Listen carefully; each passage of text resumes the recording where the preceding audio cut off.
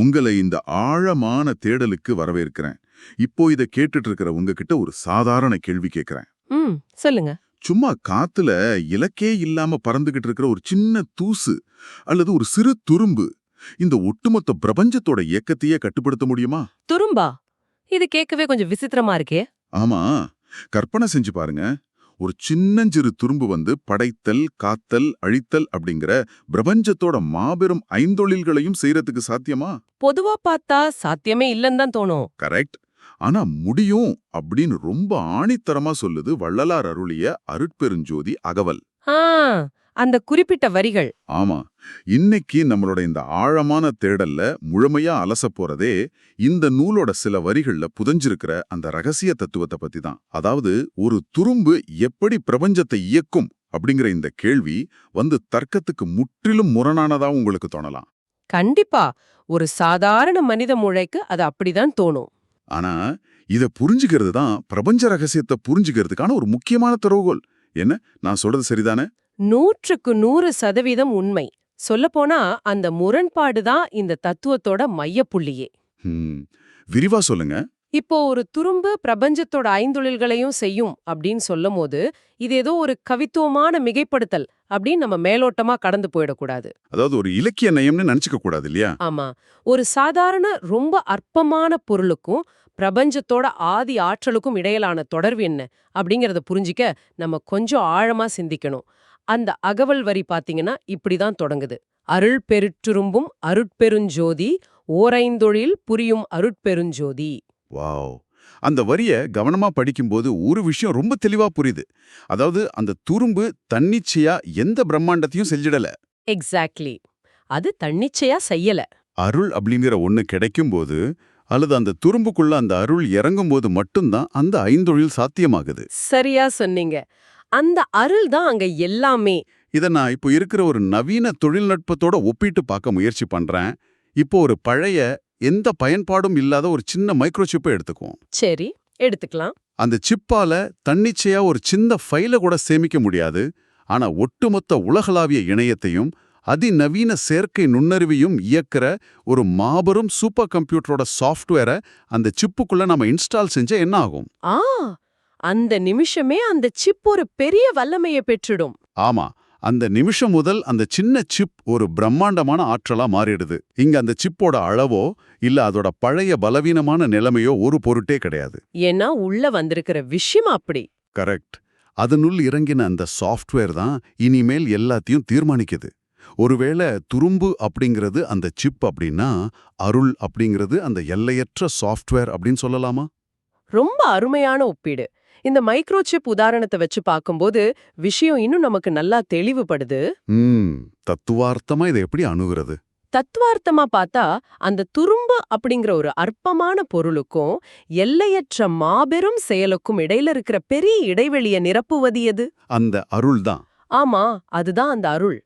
இப்போ ஒரு துரும்பு தன்னை துரும்பு அப்படின்னு நினைக்கிற வரைக்கும் தான் அது காத்துல பறக்கிற ஒரு பலவீனமான தூசு. ஓ, தன்னோட அடையாளத்தை அது நம்புற வரைக்கும். கரெக்ட். ஆனா அருள் அதோட மேல பதியும் போது அந்த துரும்புக்கும் பிரபஞ்சத்துக்கும் இடையிலான எல்லைகள் அழிஞ்சிடுது. அது தன்னை ஒரு துரும்பா உணர்வதே இல்ல. அப்போ அது தன்னை எப்படி உணருது? அது ஒட்டுமொத்த பிரபஞ்சத்தோட ஒரு மையமா ஒரு நீட்சியாகவே தன்னை முழுமையா உணருது. ஒரு நிமிஷம். எல்லைகள் அழியுது அப்படின்னா அந்த துரும்பு தன் சுயத்தை இழந்து பிரபஞ்சமாகவே மாறிடுது அப்படின்னு சொல்றீங்களா? நிச்சயமா. இதை இப்படி யோசிச்சு பாருங்க. கடல்ல கலந்த ஒரு சிறு துளி நீர் தன்னை ஒரு துளியா கருதுறதில்ல. அது கடலோட முழு பரிமாணத்தையும் பெற்றிடுது. ஆமா, துளியும் கடலும் ஒன்னாகிடுது. கடல் என்னென்ன ஆற்றல்களை கொண்டிருக்கோ அத்தனை ஆற்றல்களும் அந்த துளிக்கு வந்துடுது இல்லையா? அகப்பொருள் இதையே தெருளுதுவெனவே செப்பிய சிவமே அப்படின்னு குறிப்பிடுது. தெருள் அப்படின்னா என்ன அர்த்தம்? தெருள் அப்படின்னா எந்தவிதமான சந்தேகமும் இல்லாத முழுமையான தெளிவு அப்படின்னு அர்த்தம். ஒரு மனுஷன் நான் ஒரு சின்ன துரும்பு மாதிரி என்கிட்ட எந்த ஆற்றலும் இல்ல அப்படின்னு நினைச்சு சுருங்கி போயிருக்கலாம். நம்ம நிறைய பேர் அப்படிதான் இருக்கோம். ஆனா அவனுக்குள்ள அந்த அருள் இறங்கும்போது அவனும் பிரபஞ்சத்தோட ஐந்தொழில்களை புரிவான் அப்படிங்கறத மெய்ச்சிவம் முழுமையான தெளிவோட உரைத்ததா இந்த வரிகள் நமக்கு உணர்த்துது. இது ஒரு மனிதனுக்கு மிகப்பெரிய நம்பிக்கையை தர்ற விஷயம். கண்டிப்பா. நாம ஒரு சாதாரண பிறவி அப்படின்னு நம்ம நாமே குறைச்சு மதிப்பிடுறோம். ஆனா அருள் கிடைச்சா நாமே பிரபஞ்சத்தோட மையமா மாறலாம் அப்படிங்கறது கேட்கவே ரொம்ப வியப்பா இருக்கு. அதுதான் அருளோட தன்மை. சரி, அருள் ஒரு மனிதனுக்கு இவ்ளோ பெரிய ஆற்றலை தருது அப்படின்னா அது நாம இந்த உலகத்தை பார்க்கிற பார்வையிலும் பெரிய மாற்றத்தை கொண்டு வரணுமே. நிச்சயமா கொண்டு வரும். ஏன்னா அடுத்த வரிகள் நம்ம அறிவை பத்தி தான் பேசுது. அருளறிவு ஒன்றே அறிவு மற்றெல்லாம் மருளறிவென்றே அப்படின்னு வருது. ஆமா, அருளறிவு பத்தி பேசுற இடம் இது. அதாவது அருளால கிடைக்கிற அறிவு மட்டுமே உண்மையான அறிவும் மற்ற எல்லாமே மருள் அறிவு, அதாவது மாயை அல்லது மயக்கம் என்று சிவம் வகுத்துள்ளதா சொல்லப்பட்டிருக்கு. கரெக்ட். இருங்க ஒரு நிமிஷம், இது ஏத்துக்கவே எனக்கு கொஞ்சம் கடினமா இருக்கு. இதுல என்ன கடினம் இருக்கு உங்களுக்கு? இல்ல, இத்தனை நூற்றாண்டுகளா மனிதகுலம் சிறுக சிறுக வளர்த்து வந்திருக்கிற உலகியல் அறிவு, அறிவியல், தொழில்நுட்பம், மருத்துவம், இது எல்லாமே இந்த மற்ற அறிவுக்குள்ளதான வரும்.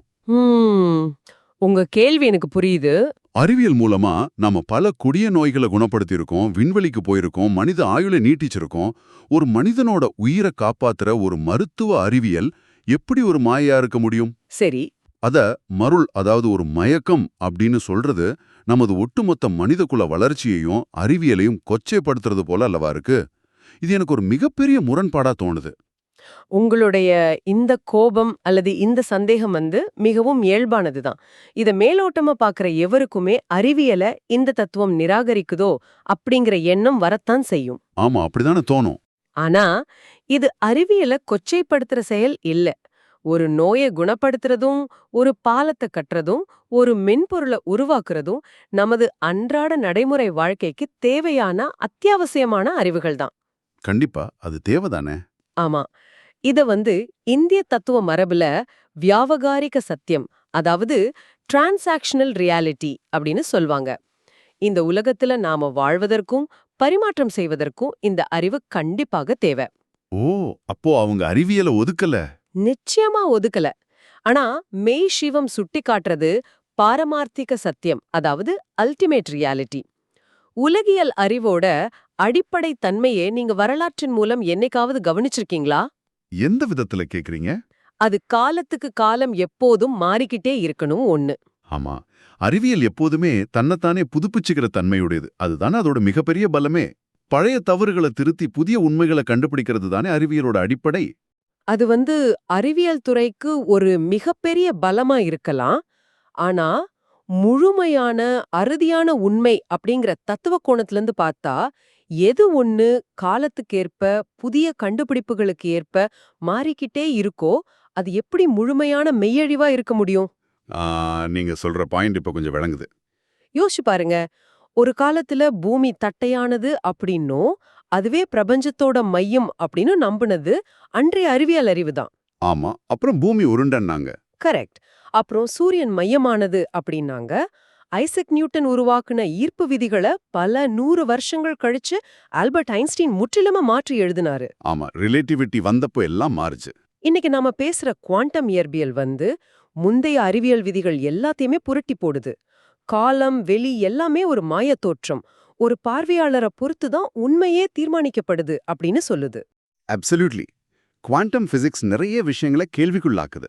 அதனால நீங்க இன்னைக்கு மிகப்பெரிய உண்மை அப்படின்னு உறுதியா நம்புற ஒரு மருத்துவ அறிவியலோ பௌதிக விதியோ இன்னும் ஒரு 50 அல்லது 100 வருஷங்கள்ல முற்றிலுமா பொய்யாக்கப்படலாம். ஓ, இப்போ எனக்கு முழுசா புரியுது. அதாவது இன்னைக்கு நாம வச்சுக்கிற அறிவு ஒரு தற்காலிகமான கருவி மட்டுமே.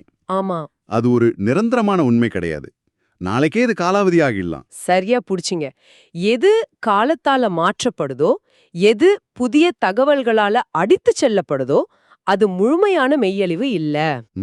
அது ஒரு குறிப்பிட்ட காலகட்டத்துக்கு ஒரு குறிப்பிட்ட தேவைக்கு உருவாக்கப்பட்ட ஒரு தற்காலிகமான நிலை, ஒரு மயக்க நிலை. அதனாலதான் அந்த உலகியல் அறிவை மருளறிவு, அதாவது மயக்கத்தை தரும் அறிவு அப்படின்னு சிவம் சொல்லுது. அப்போ அருளறிவு அப்படிங்கிறது எப்படியானது? அருளறிவு அப்படிங்கிறது அப்படிப்பட்டதல்ல. அது பிரபஞ்சத்தோட ஆதி அந்தம், உயிரோட தோற்றம், மரணத்தோட ரகசியம், இது எல்லாத்தையும் முழுமையா புரிஞ்சுக்கிற ஒரு நிலை. ஓஹோ. அந்த அறிவு நியூட்டன் காலத்திலயும் ஒண்ணுதான், ஐன்ஸ்டீன் காலத்திலயும் ஒண்ணுதான். இனி 1000 வருஷங்கள் கழிச்சும் அது மாறப்போறதில்ல. வாவ், எந்த மாற்றமும் இல்லாத ஒரு நிரந்தரமான உண்மை. ஆமா, அந்த மாற்றமில்லாத தன்மையை தான் அருளறிவே ஒன்றே உண்மையான அறிவு அப்படின்னு வகுத்திருக்கு. உலகியல் அழிவு அப்படிங்கிறது நாம உலகத்தை பார்க்கறதுக்காக அணிஞ்சிருக்கிற ஒரு மூக்கு கண்ணாடி போல. கண்ணாடிங்களா? ஆமா, கண்ணாடி உலகத்தை பார்க்க உதவுது. ஆனா அந்த கண்ணாடியே உலகம் ஆகிடாது இல்லையா? கண்ணாடியோட பவர் மாறும்போது காட்சியும் மாறும். ஆனா பார்வை அப்படிங்கிறது நிலையானது. ரொம்ப தெளிவான விளக்கம். இந்த விளக்கம் அந்த மருளறிவு அப்படிங்கிற வார்த்தைக்கு பின்னால் இருக்கிற நியாயத்தை எனக்கு நல்லா புரிய வைக்குது. சந்தோஷம். இப்போ உலகியல் அறிவு ஒரு மாயை, அது தற்காலிகமானது அப்படின்னு உணரும்போது தர்க்க ரீதியா எனக்கு இன்னொரு கேள்வியும் உடனே எழும்புது. கேளுங்க. இந்த தற்காலிகமான அறிவை வச்சு நாம் அடைஞ்ச சாதனைகள் மூலமா நாம தேடுற மகிழ்ச்சியும் சுகமும் கூட ஒரு மாயதானா? இது ரொம்ப முக்கியமான ஒரு அடுத்த கட்ட கேள்வி. ஏன்னா அகவல் அடுத்ததா பேசுறதும் இதை பற்றி தான். அருட்சுகம் ஒன்றே அரும்பரட் பெருஞ்சுகம் அருட்சுகம் பிறவென அப்படின்னு சொல்லுது அந்த வரிகள். ஆமா, சுகத்தை பத்தி சிவத்தோட பார்வை இது. அருளால கிடைக்கிற சுகமே பெறுவதற்கு அரிய பெருஞ்சுகம் அப்படின்னும், மற்ற உலகியல் இன்பங்கள் எல்லாமே வெறும் மருட்சுகம், அதாவது மயக்கத்தை தரும் போலி சுகம் அப்படின்னு சொல்லப்பட்டிருக்கு. கரெக்ட். இந்த மருட்சுகம் அப்படிங்கறத நான் எப்படி புரிஞ்சுக்கிறேன்னா, திருவிழாக்கள்ல கண்காட்சிகள்ல விற்கப்படுற பஞ்சு மிட்டாய இதுக்கு ஒரு உதாரணமா சொல்லலாமா? பஞ்சு மிட்டாய்க்கும் உலகியல் இன்பங்களுக்கும் என்ன தொடர்பு இருக்கு அப்படின்னு நினைக்கிறீங்க? நீங்க கண்காட்சிகள்ல அந்த பஞ்சு மிட்டாய பார்த்திருப்பீங்க. பார்ப்பதற்கு ரொம்ப பெரியதா, இளஞ்சிவப்பு நிறத்துல கண்ணை பறிக்கிற வகையில இருக்கும். ஆமா, குழந்தைகளை ரொம்ப ஈர்க்கும். அத பார்த்த உடனே எப்படியாவது வாங்கி சாப்பிடணும் அப்படிங்கிற தூண்டுதல் நமக்குள்ள ஏற்படும். ஆசையா அதை வாங்கி வாயில வச்ச அடுத்த நொடி என்னாகும்? உடனே கரைஞ்சிடும். எக்ஸாக்ட்லி. எந்த சுவடும் இல்லாம அது நாக்குல கரைஞ்சு போயிடும். நம்ம பசியும் கொஞ்சம் கூட தீராது. மீண்டும் மீண்டும் அதை சாப்பிடணும் அப்படிங்கிற ஒரு ஏக்கம் மட்டும்தான் மிஞ்சும். உண்மைதான். உண்மையில அதுல இருக்கிறது வெறும் காற்று புகுத்தப்பட்ட சர்க்கரை மட்டும்தான். இந்த உலகத்துல நாம தேடுற புகழோ ஆடம்பர பொருட்களோ எல்லாமே பார்க்கறதுக்கு பெருசா தெரியுது. அதை அடைஞ்ச உடனே அடுத்த நொடி அந்த மகிழ்ச்சி கரைஞ்சு போய் மனம் இன்னும் பசியோட அடுத்த பொருளை நோக்கி ஓடத் தொடங்குது இல்லையா? இதத்தான் மறுச்சுகம் அப்படின்னு அகவல் சொல்லுதா. வாவ், இது ஒரு மிகச் சரியான கோடம். உலகியல் சுகங்களோட, அதாவது மற்சுகத்தோட தன்மைய உங்க பஞ்சு மிட்டாய் உதாரணம் மிக துல்லியமா படம் பிடிச்சு காட்டுது. அப்படியா? ஆமா, அந்த பசியும் தீராது மீண்டும் மீண்டும் வேளுங்கிற ஏக்கம் இருக்கும் அப்படின்னு சொன்னீங்க பாருங்க. அந்த புள்ளி மிக முக்கியமான உளவியல் உண்மை. எந்த ஒரு பௌதிக அல்லது மனரீதியான சுகத்துக்கும் ஒரு உச்ச வரம்பு, அதாவது ஒரு சாச்சுரேஷன் பாயிண்ட் உண்டு. ஓ, சாச்சுரேஷன் பாயிண்ட். இப்போ உங்களுக்கு மிகவும் பிடிச்ச ஒரு உணவு எவ்வளோ ருசியா இருந்தாலும் ஒரு அளவுக்கு மேல அதை உங்களால சாப்பிட முடியாது. ஒரு கட்டத்துல உடல் அதை மறுக்கும். ஆமா, திகட்டிடும். மிகவும் இனிமையான ஒரு இசையா இருந்தாலும் அதை தொடர்ந்து 24 மணி நேரமும் உங்களால கேட்டுக்கிட்டே இருக்க முடியாது. மனம் சோர்வடைஞ்சிடும், அதை வெறுக்க தொடங்கிடும். கரெக்ட், போர் அடிச்சிடும். ஆனா மனம் மறுபடியும் கொஞ்ச நேரம் கழிச்சு வேற ஒரு வடிவத்துல ஒரு புதிய சுகத்தை தேடும். இது ஒரு முடிவில்லாத சுழற்சி. இந்த தீராத சுழற்சியில மனிதனை சிக்க வைக்கிறது தான் உலகியல் இன்பங்கள் தரும் மறுச்சுகம். அப்படி என்றால் அந்த அருட்சுகம் அப்படிங்கிறது எந்த புள்ளியிலும் சலிப்படையாத ஒரு இன்பமா? அகவல் இத அரும்பெறட் பெருஞ்சுகம் அப்படின்னு வேற குறிப்பிடுதே, இதோட ஆழம் என்ன? அரும்பெறல் அப்படின்னா பெறுவதற்கு மிகவும் அரிதான, மிக கடினமான ஒண்ணு. பெருஞ்சுகம் அப்படின்னா எல்லைகளற்று மாபெரும் இன்பம். இது ஏன் இவ்வளவு அரிதானது? ஏன்னா இது வெளிப்புற பொருட்கள்ல இருந்து கிடைக்கிற ஒண்ணு இல்ல. உங்க பஞ்சு மிட்டாயோ, நீங்க வாங்குற புதிய காரோ, உங்களுக்கு கிடைக்கிற பதவி உயர்வோ, இது எல்லாமே உங்களுக்கு வெளியே இருந்து உங்களுக்கு மகிழ்ச்சியை கொடுக்குது. ஆமா, எக்ஸ்டர்னல் ஃபேக்டர்ஸ். அந்த பொருளோ அல்லது நபரோ உங்களை விட்டு பிரிஞ்சுட்டா உங்க இன்பமும் அந்த நொடியே போயிடுது. அதாவது உங்க சுகம் இன்னொரு பொருளோட கட்டுப்பாட்டுல இருக்கு. இது ரொம்ப உண்மையான விஷயம். ஆனா அருட்சுகம் அப்படிங்கிறது முற்றிலும் உள்ளிருந்து ஊற்றெடுக்கும் ஒரு நிறைவு. இது தன்னிறைவானது. அது ஒருமுறை ஒரு மனிதனுக்கு கிடைச்சிட்டா அதன் பிறகு அவனுக்கு வேற எந்த தேடலும் எந்த பசியும் இருக்காது. வாவ், எந்த பசியும் இருக்காதா? இருக்காது. அது ஒரு நிரந்தரமான திருப்தியை தரும். அந்த நிரந்தரமான சலனமில்லாத அமைதியை தான் பெருஞ்சுகம் அப்படின்னு சொல்றாங்க. ஒரு பசிய நிரந்தரமா தீர்க்கும் ஒரு அமுதம் போன்றது அது. உங்க பஞ்சு மிட்டாய்க்கும் அமுதத்துக்கும் உள்ள வித்தியாசம்தான் மாறிக்கிட்டே இருக்கிற மருட்சுகத்துக்கும் மாறாத அருட்சுகத்துக்கும் உள்ள வித்தியாசம். எந்த சுகம் உங்களை மீண்டும் ஒரு பசிக்கு தள்ளுதோ அது மருட்சுகம்.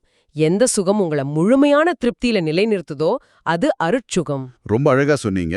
இப்போ ஒரு மிக தெளிவான கட்டமைப்பு உருவாயிடுச்சு. ம் முதல்ல ஒரு சாதாரண துரும்புக்கும் பிரபஞ்சத்தோட பேராற்றல் கிடைக்கலாம் அப்படிங்கறத பார்த்தோம். ஆமா. நம்முடைய அறிவெல்லாம் தற்காலிகமானது, மாறக்கூடியது அப்படிங்கறத உணர்ந்து உண்மையான அருளறிவை பற்றி பேசணும். கரெக்ட். அதன் பின் நம்ம தேடுற இன்பங்களும் பஞ்சு மிட்டாய் போல கரைஞ்சு போகும் அப்படிங்கறத புரிஞ்சு நிரந்தரமான அருட்சுகத்தை அறிஞ்சுக்கிட்டோம். ஆற்றல், அறிவு, சுகம் இதை எல்லாத்தையும் கடந்து ஒரு மனிதனோட இறுதி இலக்கு என்ன அப்படிங்கறத நோக்கிதான் அகவலோட அடுத்த வரிகள் பயணிக்குது. ஆமா, அதுதான் இந்த படிக்கட்டுகளோட இறுதிப்படி.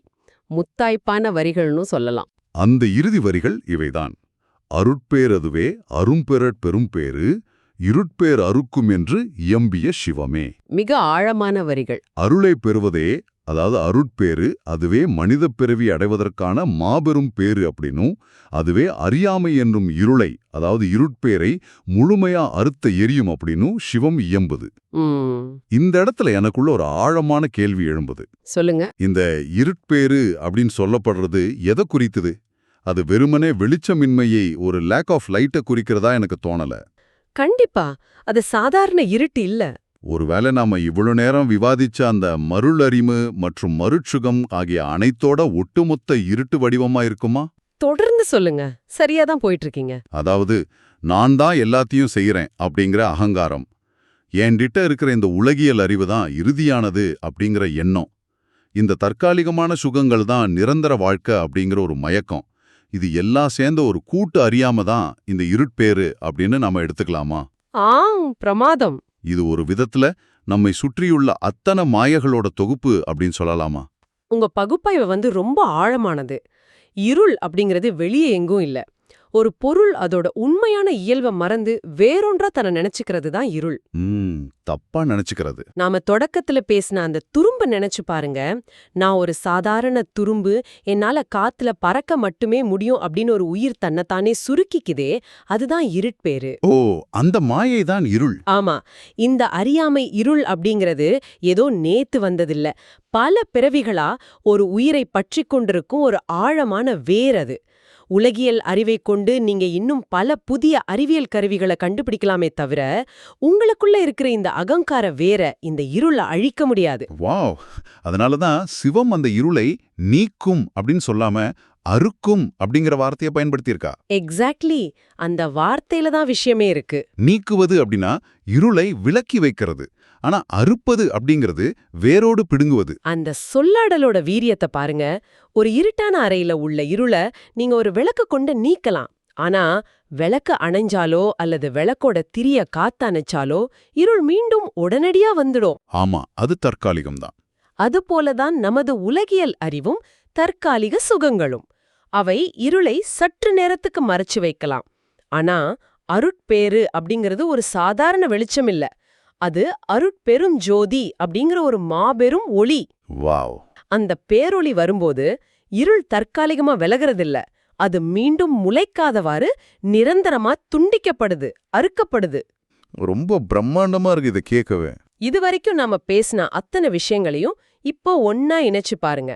ஒரு சாதாரண துரும்புல அந்த அருள் இறங்குச்சு, அது அறிவா மாறி இந்த உலகத்தோட உண்மையை உணர்த்துச்சு, அதுவே சுகமாகி முழுமையான இன்பத்தை தந்துச்சு. இறுதியா அந்த அருட்பெருள் ஜோதி அப்படிங்கிற பேரொளி மனிதனோட அத்தனை மாயைகளையும் அகங்காரத்தையும் வேரோட அறுத்து ஆன்மாவை முழுமையான விடுதலைக்கு அழைச்சு செல்லுது. இதுதான் ஆன்மீக பரிணாம வளர்ச்சி. ஆமா, இதுதான் ஒரு மனிதன் கடக்க வேண்டிய முழுமையான ஆன்மீக பரிணாம வளர்ச்சி. இதத்தான் இந்த அகவல் வரிகள் மிக சிறப்பா ஆழமா விவரிக்குது. ஒரு சில வரிகளுக்குள்ள இவ்வளவு பெரிய பிரபஞ்ச ரகசியத்தையும் ஒரு உயிரோட பரிணாம வளர்ச்சியையும் ரொம்ப சுருக்கமா ஆனா மிக ஆழமா பதிவு செஞ்சிருக்கு இந்த நூல். அதுதான் வள்ளலாரோட சிறப்பு. ஒரு சின்ன துரும்பு பிரபஞ்சத்தை இயக்கும் ஆற்றலை பெறுவதுல தொடங்கி எது உண்மையான அறிவு, எது உண்மையான சுகம் அப்படிங்கறத தெளிவா பகுத்தறிஞ்சு இறுதியா அந்த அறியாமை இருளை அருட்பெருஞ்சோதி எப்படி வேரோடு அறுக்குது அப்படிங்கிற முழு பயணத்தையும் நம்ம இன்னைக்கு ரொம்ப அழகா விவாதிச்சிருக்கோம். நிச்சயமா. அந்த பழைய மைக்ரோசிப்புக்குள்ள பூந்த சாஃப்ட்வேர் போலவும், வாயில வச்சதும் மறையிற பஞ்சு மிட்டாய் போலவும் நம்ம அன்றாடம் பார்த்து ஏமாறுற உலகியல் மாயைகளை நாம இன்னைக்கு ரொம்ப நல்லா உணர்ந்துகிட்டோம். இது வெறும் தத்துவ விவாதம் மட்டும் இல்ல, ஒவ்வொருவரும் தங்களை நாமே சுய பரிசோதனை செஞ்சுக்கிறதுக்கான ஒரு உளவியல் கருவி. நாம எதை நோக்கி ஓடிக்கிட்டு இருக்கோம் அப்படிங்கறத ஒவ்வொரு நாளும் நாமே சீர்தூக்கி பார்க்க இந்த படிக்கட்டுகள் மிக முக்கியமானவை. ஆமா, இது ரொம்ப தேவையான ஒண்ணு. இந்த உரையாடலை முடிக்கும் இந்த வேளையில உங்களுக்காக, அதாவது இதை கேட்டுட்டு இருக்கிற உங்களுக்காக ஒரு சின்ன சிந்தனையை முன்வைக்க விரும்புறேன். ம் இன்னைக்கு உங்க வாழ்க்கையில இதுதான் எனக்கு ரொம்ப முக்கியமானது, இதுதான் நிரந்தரமானது, இந்த ஒரு விஷயம் கிடைச்சிட்டா என் வாழ்க்கை முழுமையாகிடும் அப்படின்னு நீங்க உறுதியா நம்பிக்கிட்டு இருக்கிற ஒரு விஷயத்த கொஞ்சம் நிதானமா நினைச்சு பாருங்க. அது எதுவா வேணா இருக்கலாம். ஆமா, அது ஒரு பதவியா இருக்கலாம், பேங்க் அக்கவுண்ட்ல உள்ள பணமா இருக்கலாம், அல்லது ஒரு குறிப்பிட்ட மனிதராக கூட இருக்கலாம். இன்னைக்கு நாம விவாதிச்ச இந்த அருட்பெருஞ்சோதியோட வெளிச்சத்துல வச்சு பார்க்கும்போது, அந்த நிரந்தரம் அப்படின்னு நீங்க நினைக்கிறது ஒருவேளை வெறும் தற்காலிகமான மருளறிவு அல்லது மருட்சுங்கமா இருக்குமோ அப்படிங்கிற சந்தேகம் எப்பவாவது உங்களுக்கு வந்திருக்கா? இதை எல்லாரும் யோசிச்சு பார்க்கணும். ஒருவேளை நாம அன்றாடம் துரத்துற அந்த பஞ்சு மிட்டாய்கள் நம் உண்மையான பசியை ஒருபோதும் தீர்க்க போறதில்ல அப்படின்னு என்றாவது ஒரு நாள் இந்த வாழ்க்கை உங்களுக்கு உணர்த்தக்கூடுமா? நாமும் அந்த துரும்பை போல அருளை பெற்று பிரபஞ்சத்தோட விரிவை உணர வேண்டியவர்கள் அல்லவா? கண்டிப்பா. சற்றே சிந்திச்சு பாருங்க. இந்த ஆழமான தேடல்ல எங்களுடன் இணைந்து பயணித்திற்கு ரொம்ப ரொம்ப நன்றி. மீண்டும் ஒரு சுவாரஸ்யமான தேடலோடு நாம சந்திப்போம்.